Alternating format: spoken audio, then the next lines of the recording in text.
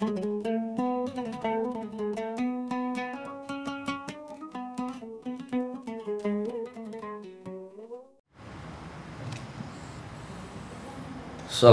warahmatullahi wabarakatuh.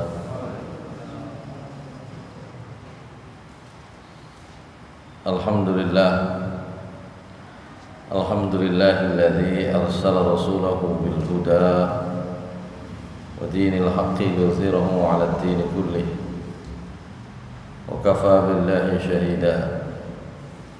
Asyhadu an la ilaha illallah wahdahu la syarika lah wa asyhadu anna Muhammadan abduhu wa rasuluhu la nabiyya ba'dah. Allahumma salli wa sallim wa barik ala nabiyyina Muhammad wa ala alihi wa sahbihi wa mawala.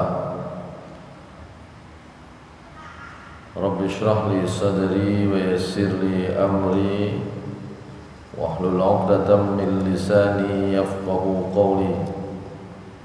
Rabbi zidni 'ilma warzuqni fahma birahmatika ya arhamar rahimin.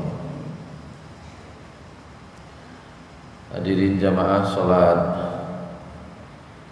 maghrib di Masjid Al-Ikhlas yang dimuliakan Allah Subhanahu wa taala. Pertama, marilah kita bersyukur kepada Allah Subhanahu wa taala atas karunia dan rahmat yang dicurahkan oleh Allah Subhanahu wa taala kepada kita sekalian.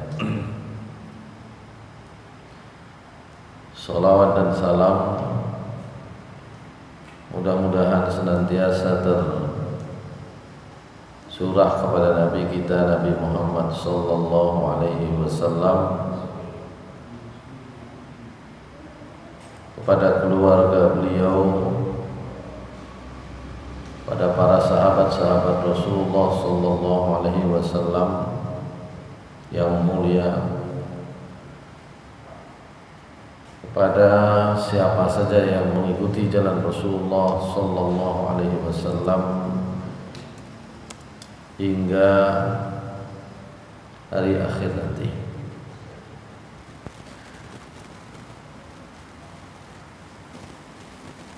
Masyaallah muslimin rahimakumullah, terakhir pembahasannya itu di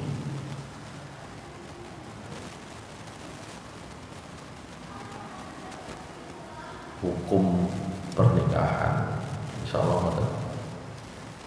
Jadi Rasulullah SAW memberikan beberapa keterangan dan panduan sehingga dari sana pernikahan itu bisa bermacam-macam hukumnya, bergantung pada keadaan-keadaan di mana orang tersebut mengalaminya. Pernikahan itu bisa hukumnya wajib bagi orang-orang yang sudah memiliki kemampuan,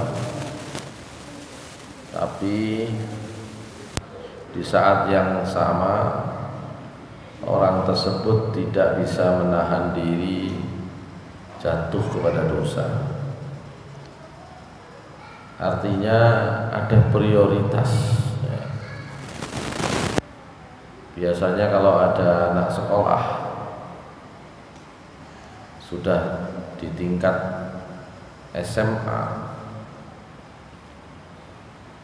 kelanjutan urusannya itu pilihannya 3. Yang pertama lanjut sekolah, kuliah. Yang kedua bekerja. Yang ketiga menikah. Tiga hal ini biasanya tidak bisa dikerjakan tiga-tiganya sekaligus. Ya kuliah, ya kerja, ya menikah, biasanya begitu, kebanyakan begitu. Karena itulah butuh mana yang diprioritaskan. Boleh jadi orang akan memprioritaskan kuliahnya, karena untuk bisa menikah membutuhkan modal, namanya istitoah, kemampuan. Begitu pula sebaliknya, begitu pula seterusnya. Nah, karena prioritas-prioritas itulah ketika Rasulullah SAW mengatakan man istata'a minkumul ba'a falyatazawwaj, siapa saja di antara kalian yang sudah mampu untuk menikah, ya, hendaklah menikah. Kalau tidak mampu, fa'alaihi bisawm, begitu. Kalau tidak mampu, barulah orang itu disunnahkan untuk berpuasa.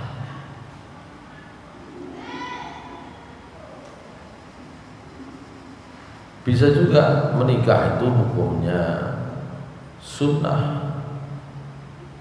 Kenapa? Ada orang yang mampu menahan diri, mampu menikah, dia punya prioritas lain. Ya, prioritasnya adalah membantu orang lain. Daripada saya menikah itu urusannya urusan saya sendiri, tapi saya mau membantu orang lain dulu. Misalnya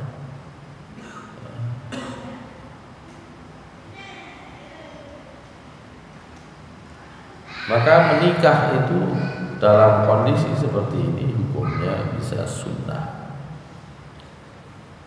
karena dia masih bisa menjaga diri tidak jatuh pada perbuatan dosa karena menahan diri tidak menikah. Baik, bisa pula hukumnya bahkan makruh atau bahkan haram, tergantung keadaannya masing-masing. Itu terakhir. Nah, sekarang kita masuk pembahasan berikutnya. Pembahasan berikutnya ini tentang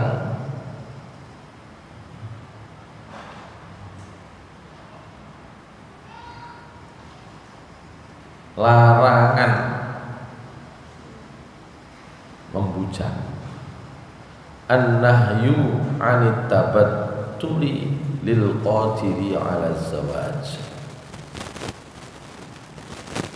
Larangan untuk tabattul, membujang bagi yang mampu menikah. Nanti mafhum mukhalafahnya, kalau nggak mampu menikah, baik itu tidak mampu secara jasmani maupun secara biologis, secara materi tidak mampu, secara biologis tidak mampu, atau salah satunya, itu tentu hukumnya menjadi berbeda. An Ibni Abbasin anna rajulan syaka ila Rasulillah sallallahu alaihi wasallam al-azubata faqala ala akhtasi faqala laisa minna man khassa aw ikhtasa, rawahu Tabrani. Rasulullah sallallahu alaihi wasallam pernah mendapatkan pengaduan dari seseorang, enten wong siji sahabat Rasulullah SAW itu mengadu napa jenenge, berkonsultasi. Kata orang tersebut, wahai Rasulullah, ala akhtasi, ya napa kula niki bujang, kula tak kebiri mau, napa kebiri. Ya,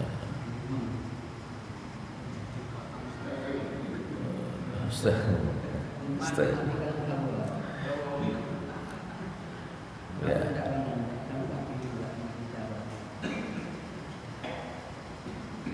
Jenengan perlu tahu bahwa pada masa dulu cara orang untuk bisa menahan diri tidak menikah karena ingin mengabdi itu maknanya dua, abdun itu hamba, menghamba.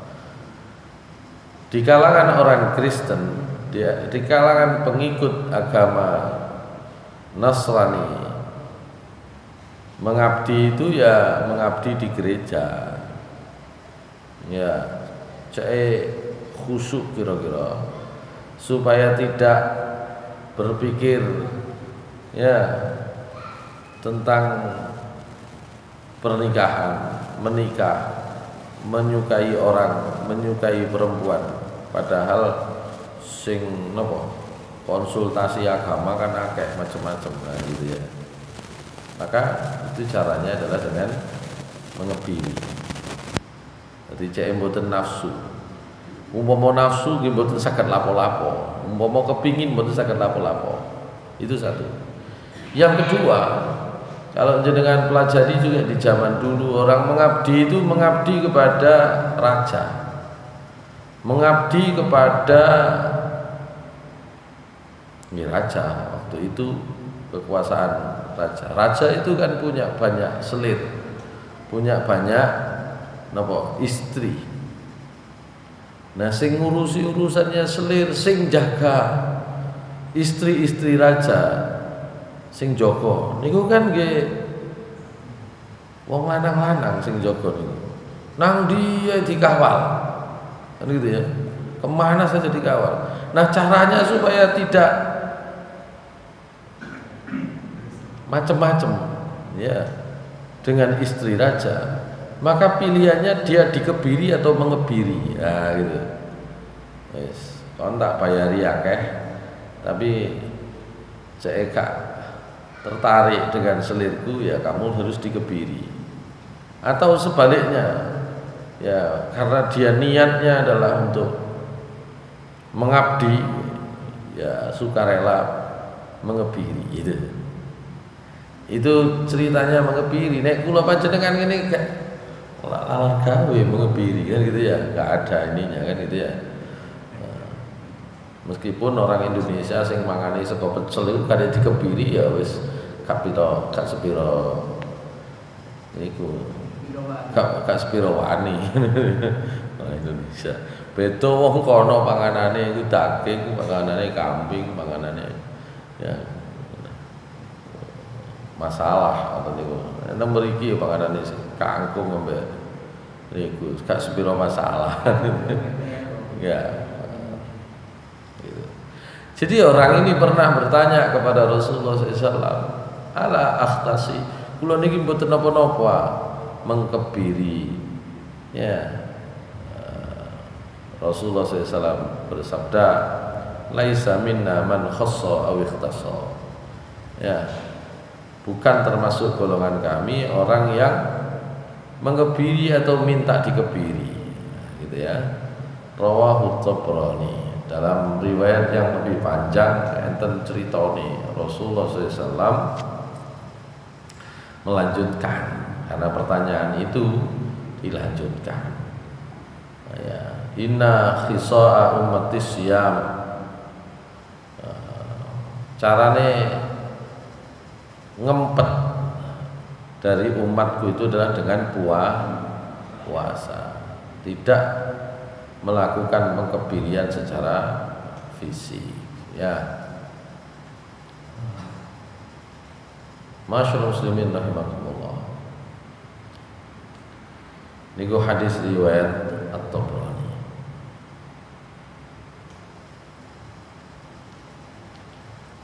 Wa qala Sa'd bin Abi Waqqas radda Rasulullah sallallahu alaihi wasallam ala Utsman bin Mad'ghun at-tabattula walau adzina lahu lakhtasayna rawahul Bukhari. Sa'ad bin Abi Waqqas pernah menceritakan Rasulullah SAW menolak permintaan seorang sahabat namanya Utsman bin Mad'un. Utsman bin Mad'un ya menolak permintaannya Utsman bin Mad'un untuk membujang dengan cara mengkebiri, sehingga Rasulullah SAW berkata kepada Utsman bin Mad'un, "Ya Utsman, araghibta an sunnati?" Qala la.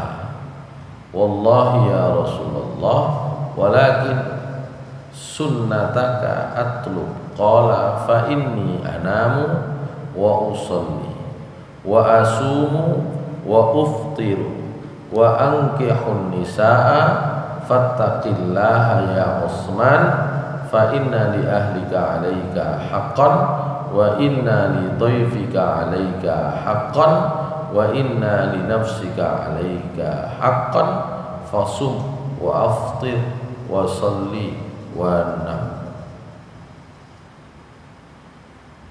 Ya Utsman bin Mad'un. Jadi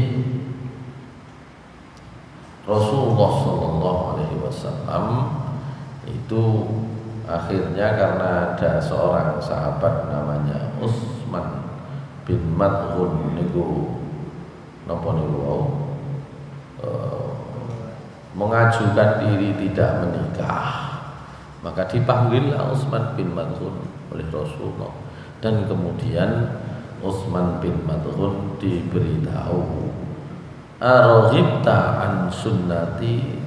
Utsman bin Mad'un, sampai lu gak seneng tak karo sunnahku.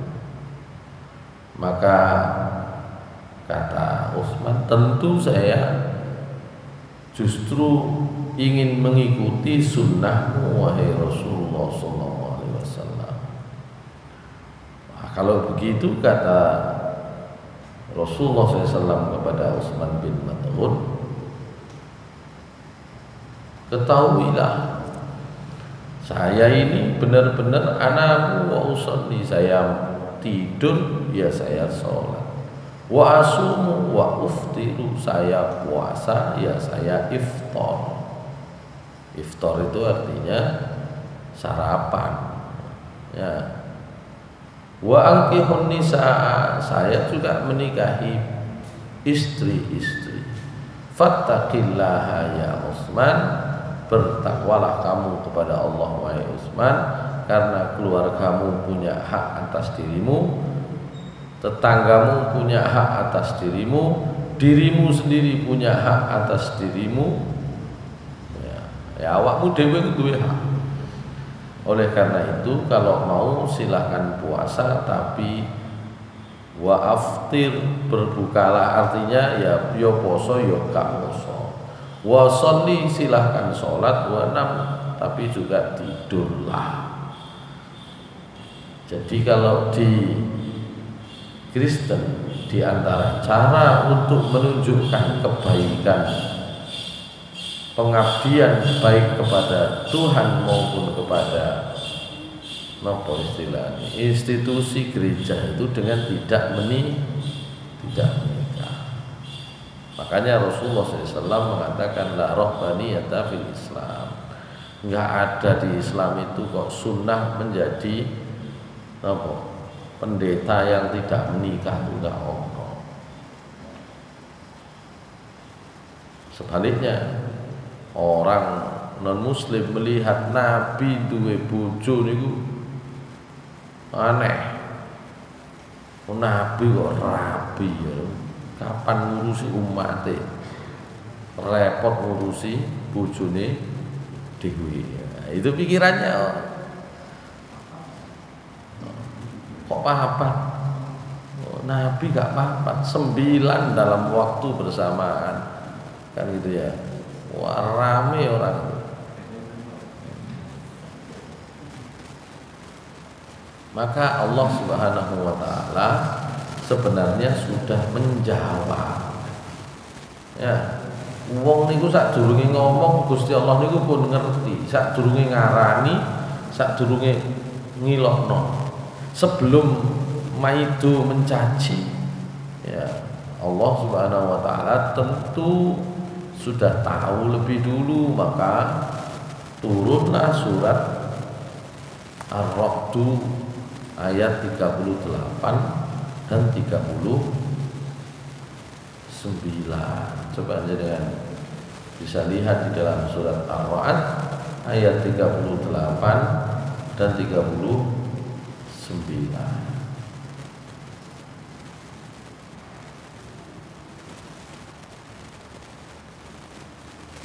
Turun kepanggih.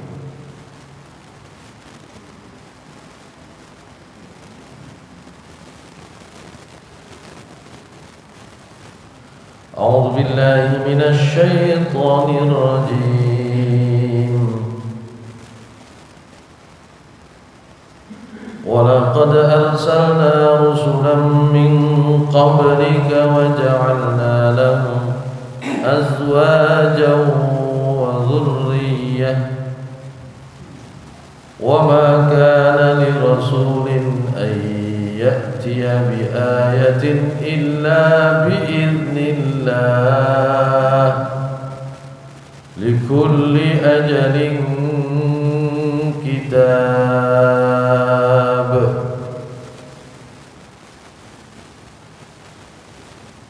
Ayat berikutnya, yamhullahu ma yasha'u wa yuthbit wa 'indahu ummul kitab. Baik. Jadi jawabannya sudah diberikan oleh Allah Subhanahu wa taala. Wa laqad arsalna, dan sungguh benar-benar sudah pernah kami utus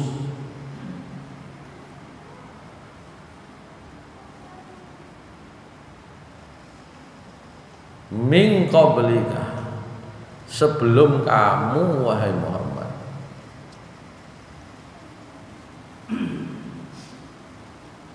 Jadi sudah diutus oleh Allah Rasul-Rasul sebelum Nabi Muhammad SAW. Nah, Allah Subhanahu Wa Taala menegaskan, wa ja'alna lahum azwajan wa dzurriyyah, dan kami menjadikan untuk para rasul-rasul tersebut azwajan wa dzurriyyah, bukan hanya zauj tapi azwaj. Mereka juga punya istri-istri, wa dzurriyyah, dan keturunan. Bukan hanya ngurusi istri tapi juga ngurusi anak-anak. Jadi itu sekaligus menjawab. Ya, justru ngoten niku cek enten modele. Lah nek Nabi Rasul gak dikei napa? Tidak diberikan oleh Allah Subhanahu wa taala tugas untuk mengatur keluarga dan mengatur anak-anak, istri dan anak-anak. Nanti umatnya gampang lese. Mengkono kan gak repot bojo, gak repot anak. Ya, yo iso ae. Ya. Sedekah sing akeh yo iso gak repot anak, gak repot bojo. Sembayang sing akeh enak ae. Turu karo sing ngriwuki. Justru Rasul-Rasul itu diutus, mereka itu punya anak, dan bahkan sebagian anaknya itu saling bertikai. niku cek dadi contoh gitu. Makanya ada kalau sikap ingin beribadah kepada Allah dengan sebaik-baiknya dengan cara tidak menikah, itu justru bertentangan dengan sunnatullah. Rasulullah SAW dalam riwayat yang lain mengatakan arba'un min sunanil mursalin at-ta'attur wan nikah wasiwak wal hina. Dalam riwayat yang lain, dalam sebuah sabda beliau, Rasulullah SAW mengatakan 4 sunnahnya para rasul itu siji ta'atur, aitor napa niku, wangi-wangian, gawe wangian. Yang kedua nikah, itu sunnahnya para rasul. Ya. Mulai Nabi Adam, yo nikah, ya punya anak, sampai nabi-nabi yang kemudian anak-anaknya bukan hanya banyak tapi juga saling bertikai. Itu enten contoh nih. Ya. Yang ketiga siwak. Ya, wong sakniki ngarani sikatan, sikat gigi. Meskipun dalam beberapa penelitian siwak itu tidak persis dengan sikat gigi. Ada yang menyebut kayu siwak itu memang mengandung antibakteri yang cukup ampuh, sehingga bagi sebagian umat Islam tetap siwak, gitu ya, nggak kayak odol, nggak pakai pasta gigi, karena itu tadi antibakteri yang berasal dari kayu siwak itu efektif sekali dalam sebuah penelitian. Dan yang keempat adalah hina. Wong kene ngarani hena. Ya. Gawe napa? Nek wong kene niku hena niku arek-arek wedok-wedok itu biasanya. Enggak. Beli apa? Hina. Napa biasa? Gambar tangan niki.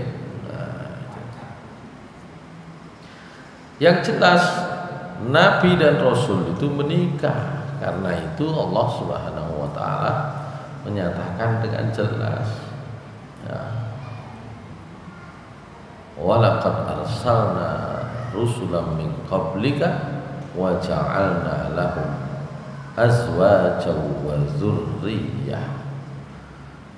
Itu menjawab langsung sebenarnya ya apa yang menjadi tuduhan sebagian orang bahwa Rasulullah Shallallahu Alaihi Wasallam itu hanya mikiri nafsunya sendiri, sehingga sebagian ulama bukan hanya sekarang, dari dulu sudah mengatakan, kata Imam Asy-Syaukani, wa fi hadza raddun ala man kana yunkiru ala Rasulillah sallallahu alaihi wasallam tazawwajahu bin nisa. Jadi ini memang ada bantahan terhadap siapa saja yang ingkar, yang gak terima, yang menyangkal Nabi kok menikah, itu sudah dari dulu.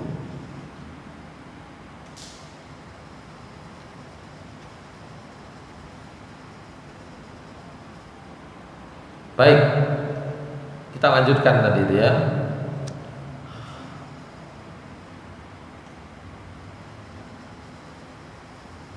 Utsman bin Mad'un yang ingin apa tadi? Bujang itu oleh Rasulullah SAW diingatkan ya. Sehingga kata Sa'ad bin Abi Waqqas, seandainya Utsman bin Mad'un itu diperbolehkan untuk bujang, ya kami juga mungkin bujang, nah, gitu ya. Perlu diingat bahwa sahabat-sahabat Rasulullah SAW yang ikut berjuang dalam medan peperangan, melok perang itu umure pun dukure 50 kabeh, ngoten lho. Rata-rata kan ngoten, sahabat-sahabat yang senior kan begitu. Ya, Abu Bakar, Umar, niku perang Nabi dewe kan, Nabi Muhammad SAW itu menikah usia 25, diutus menjadi Rasul usia 40, ya, hijrah usia 52. Ya. Perang pertama, perang Uhud tahun kedua Hijriah, berarti 54. Nang kene wis siap-siap pensiun. Ya. Nabi dan para sahabat justru di usia itu kait mulai perang. Ya. Apa artinya? Ya mereka yang ikut perang itu sebenarnya ya wis napas tuwa kabeh kan gitu. Oleh karena itu di antara para sahabat misalnya Sa'ad bin Abi Waqqas mengatakan, kok umpama kami itu diperbolehkan, tentu kami bujang, wis iki napas tuwa iki wis situk ae urusane, gak iso dobel-dobel. Kan gitu.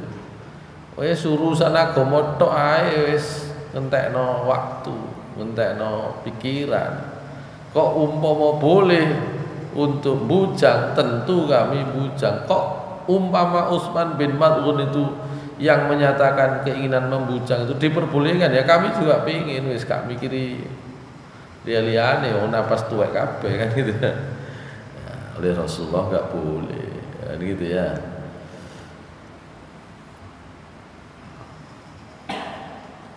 Karena itulah turun ayat ke-87 dari surat Al-Maidah. Napa surat Al-Maidah ayat 87. A'udzu billahi minasyaitonir rajim. Al-Maidah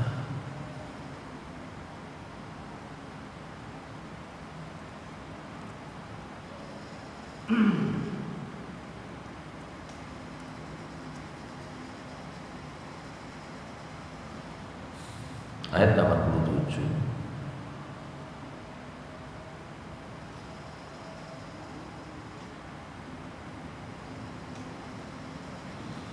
Ya ayyuhalladzina amanu la tuharrimu thayyibati ma ahallallahu lakum wa la ta'tadu innallaha la yuhibbul mu'tadin.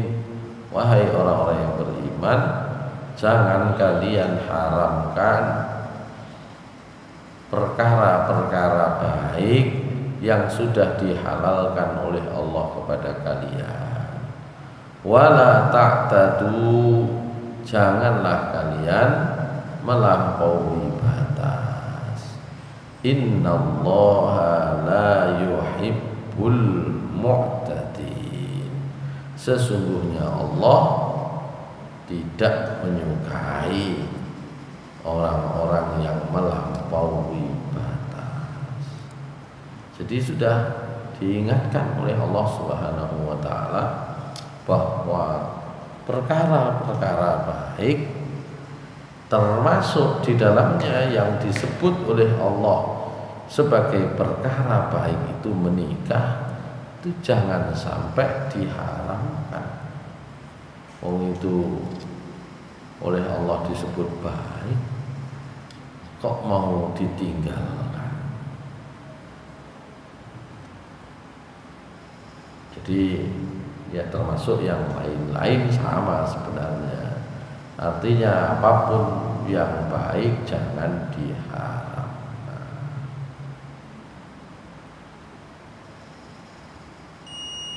Baik, ini yang terkait dengan haramnya membujang. Ya. Sekarang berikutnya, taqdimuz zawaj 'alal haji. Mendahulukan menikah daripada haji. Wa in ihtajal insanu ila zawaj wa khashiyal 'anata bi tarkihi qaddamahu 'alal hajjil wajib wa in lam yakhaf qaddamal hajja 'alaihi. Wa kadzalika furudul kifayah kal ilmi wal jihati tuqaddamu 'ala zawaj illam yakhshal 'anata. Kata Said Sabiq,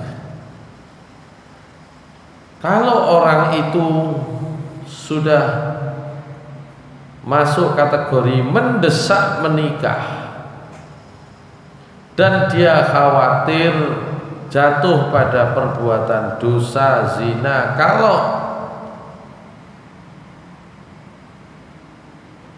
urusannya tidak diselesaikan pernikahannya dulu, maka boleh dia mendahulukan menikah daripada melaksanakan ibadah haji. Haji wajib, ya. Walillahi 'alan nasi hijjul baiti man istata'a ilaihi sabila. Sama, ya. Bahkan itu kan rukun Islam yang kelima. Belum bicara lain-lain, Allah sudah bicara tentang fardu namanya haji. Tapi kalau kemudian ada dua kewajiban, ya, tidak bisa dikerjakan bersama-sama, maka harus dikerjakan mana yang prioritas. Kalau ada orang sanggup untuk haji, nopo bondone ono, tapi sekaligus dia juga punya kewajiban untuk menikah, karena di antara syarat wajib menikah mampu secara bondo, secara materi, tapi dia berada dalam kondisi harus prioritas menikah. Aku nikah rabi duwe ono iso tuku ae, repot itu. Maka harus didahulukan menikah lebih dulu daripada haji. Tapi kalau dia kondisinya tidak khawatir, umur 20 wis nyambut gawe, wis oleh kaya akeh, ya, mari ngono ya sik kepingin mlaku-mlaku. Termasuk tidak punya pikiran untuk menikah lebih dulu, bisa menahan diri, atau mungkin kepingin nyenengno wong tuane, soalnya wis wayahe gak nutut wong tuane, kok aku nek tak gawe rabi dhisik. Wong tua ini wis gak duwe waktu kayak haji misalnya. Didahulukanlah hajinya dulu, boleh. Mumpung cek ono barengi, ya misalnya, boleh. Menikah belakangan, maka boleh yang seperti itu. Kalau gak ada konco piye niku kuliah pun haji dari menikah, ya nampak polane dijak bareng-bareng sampai dulure duwe akeh gitu ya. Wa kadzalika furudul kifayah, Demikian pula kewajiban-kewajiban yang sebenarnya termasuk fardu kifayah. Mencari ilmu, kuliah mana. Jihad itu fardu kifayah, bukan fardu ain. Mencari ilmu untuk program lanjutan itu fardu kifayah. Kalau tidak khawatir jatuh pada dosa, boleh dia lanjut kuliah dulu, ya, lanjut pergi jihad dulu ya, gitu. In lam yakhshal anata, ini namanya prioritas. Baik, itu terkait dengan bagaimana kalau kewajiban menikah itu ketemu dengan kewajiban-kewajiban lain, tinggal dibandingkan, gitu ya. Kalau memang itu kewajiban yang lain bisa dikerjakan lebih dulu, tidak berpengaruh terhadap kemungkinan dia jatuh pada dosa, maka boleh dia dahulukan kewajiban lainnya. Sekarang masuk bab berikutnya, satu pembahasan ringkas saja. Ikhtiyaruz zaujah. Nanti juga ada pembahasan ikhtiyaruz zauj, memilih istri. Nanti juga ada pembahasan memilih suami, kalau nggak salah begitu ya. Tapi intinya sama, gitu ya nanti. Tapi di sini pembahasannya berbeda. Dibedakan maksudnya, dipisah. Baik, ikhtiyaruz zaujah, memilih istri. Az-zaujah sakanun liz-zauji wa harthun lahu wa hiya syarikatu hayatihi wa rabbatu baitihi wa ummu auladihi wa mahwa fuatihi wa mawdi'u sirrihi wa najwahu. Istri itu merupakan tempat suami mendapatkan ketenangan, sekaligus sebagai ladang bagi seorang suami, juga sebagai syarikatu hayatihi, syarikah partner hidup, dan termasuk yang mengelola rumah tangganya, ibu dari anak-anaknya ya, tempatnya itu dia untuk curhat kalau bahasa sekarang ya, juga tempat dia menyembunyikan rahasia ya, menyimpan rahasia, atau juga menyampaikan apa yang ingin disampaikan. Wahya ahammu ruknin min arkanil usrah, ya, istri itu salah satu tiang keluarga yang paling pokok ya.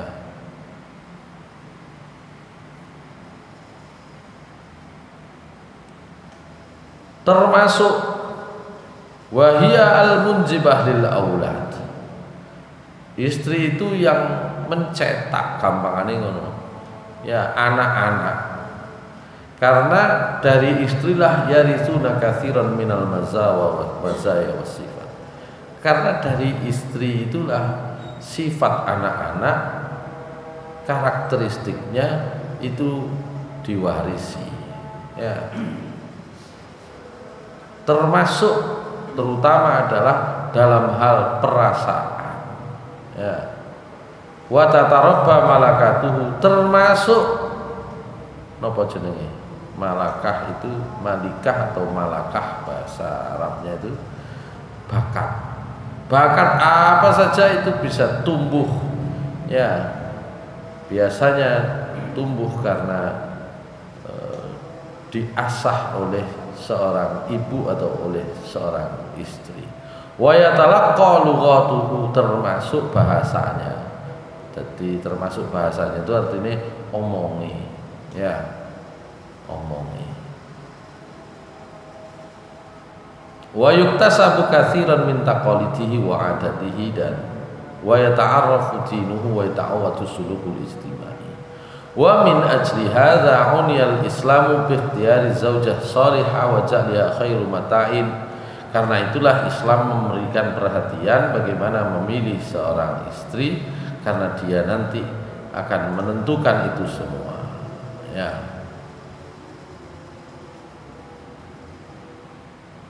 Karena itulah Rasulullah SAW ya bersabda, di antara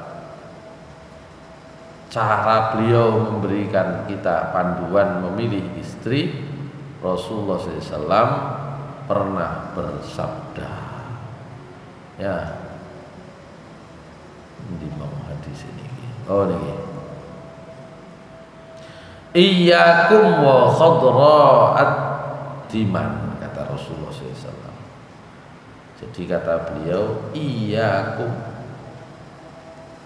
hindari oleh kalian, kata Rasulullah SAW, hindari oleh kalian. Apa yang harus dihindari? Khadra'at diman. Para sahabat nggak ngerti bahasa kiasan. Apa itu khadra'at diman? Sehingga para sahabat bertanya, ya Rasulullah, wa ma khadra'ud diman? Wahai Rasulullah, apa itu khadra'ud diman itu? Rasulullah SAW kemudian menjawab, ya, khadra'ud diman itu al-mar'atul hasanah zatul mambatis sayyi, gitu. Khadra'ud diman itu adalah, ini meskipun nanti beberapa orang menyebut ya hadis ini statusnya itu dhaif ya. Ini yang kemudian membawa napa jenenge kitab Fiqhus Sunnah niku enten sing mengkonter ya, karena sebagian ya hadis yang dibawakan di dalam Fiqhus Sunnah itu dhaif ya.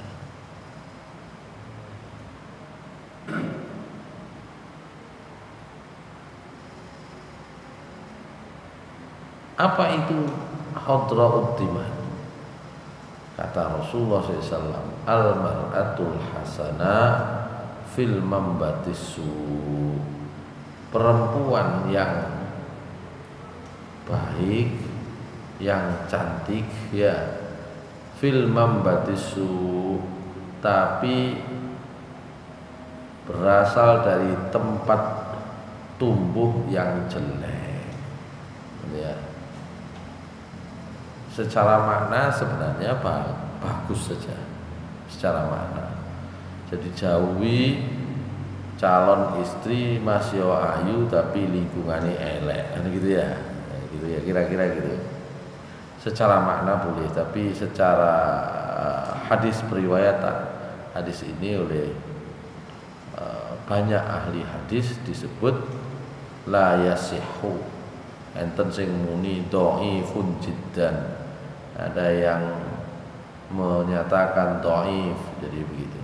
Tapi secara makna ya memang kita ya diminta untuk mencari prioritas yang berbeda, tidak hanya bagus, cantik, tapi juga lingkungannya baik, gitu kan ya, kalau bisa begitu. Baik, itu tentang kriteria. Tapi yang paling populer tentu saja apa yang disampaikan oleh Rasulullah SAW ya, tungkahul mar'atu li arba'in, itu yang sering kita dengar, kita baca itu ya, bahwa perempuan itu dinikahi karena 4 perkara. Satunya adalah karena di jamaliha, atau ada yang menyebut yang pertama 5 liha, karena hartanya. Yang kedua adalah karena apa? Hasabiha, garis keturunannya. Yang ketiga jamaliha, karena kecantikannya. Yang keempat walidiniha, fazfar bizatiddin taribat yadaka. Itu yang paling penting catatannya dari Rasulullah itu. Fazfar itu menangkan, disikno, dahulukan yang agamanya baik, kalau tidak taribat yadaka.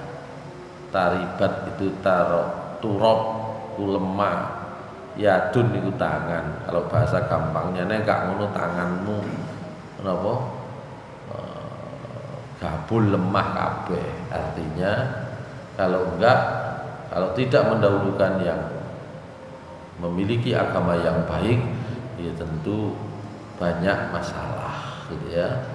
Itu ungkapan orang Arab untuk menunjukkan akan banyak masalah dan celaka itu dengan kata-kata taribat yadun tangan, taribat itu akeh lemai ya gitu ya. Ungkapannya orang sana kalau mengatakan akan banyak masalah itu taribat tanganmu gabul lemah nek cara mriki gitu ya.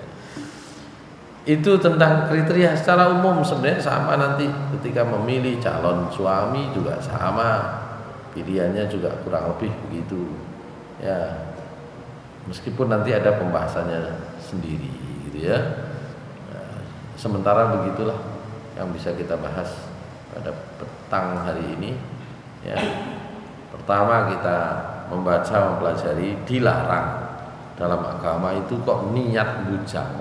Tapi nek encene wis ket biyen niku golek digolekno kok gak oleh-oleh. Ya mudah-mudahan itu bukan karena niat bujang. Jadi ya insyaallah enggak apa-apa. Tapi kalau niat bujang itu wis gak oleh kaitan, enggak boleh gitu ya. Nah, itu yang terpenting karena justru ajaran para nabi dan rasul itu adalah menikah dan memiliki anak gitu ya. Sementara demikian, di antara yang paling penting kesimpulan dari kajian kita kali ini, aqulu qouli hadza astaghfirullah li wa lakum ghafurur rahim. Subhanakallahumma bihamdika asyhadu an la ilaha illa anta astaghfiruka wa atubu ilaik. Assalamualaikum warahmatullahi wabarakatuh.